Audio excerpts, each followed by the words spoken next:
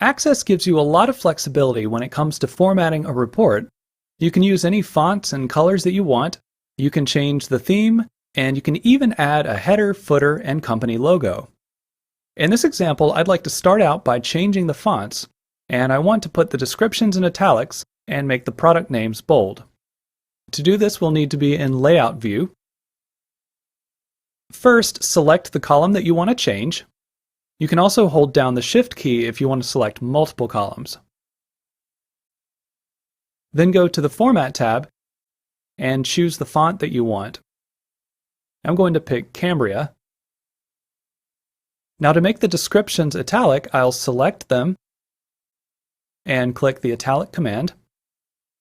And then I'll select the product type and make it bold. I think I'll go ahead and delete the field headers. Anybody who sees this menu will know what each column is, so they don't really need to be labeled. At this point, we can switch to Print Preview to see how it looks. The new font in italics really helped to give it a more distinctive look. Now I'd like to add a page header which will include the address of our bakery. To do this, we'll need to go into Design View, which we haven't looked at yet. Here you can make some of the same types of adjustments you can make in Layout View, but it also lets you do some other things like adding headers and footers. You'll see several bars, and find the one that says Page Header. You'll need to make sure that there's some empty space below it, and if there isn't any space, then you'll need to click on this border and drag it down. Then in the Design tab, find the Controls group, and you'll want to click on this icon, which is the Label command. And then in your page header, click and drag to create a box.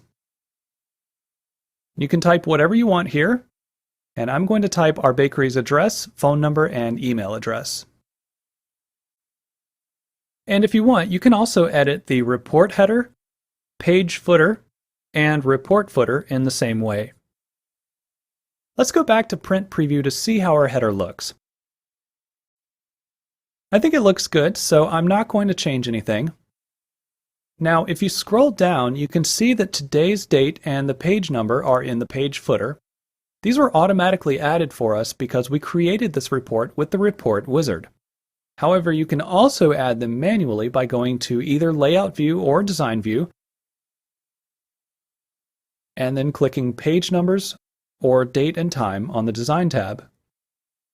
Now, one thing that will make this report look much more complete is a company logo.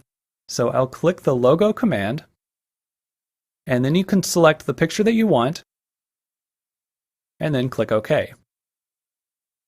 Okay, now this may be hard to see, but our logo has been added in the report header, and it has an orange box around it. I'm just going to drag this corner to make it larger, and then I'll move it over to the center of the page.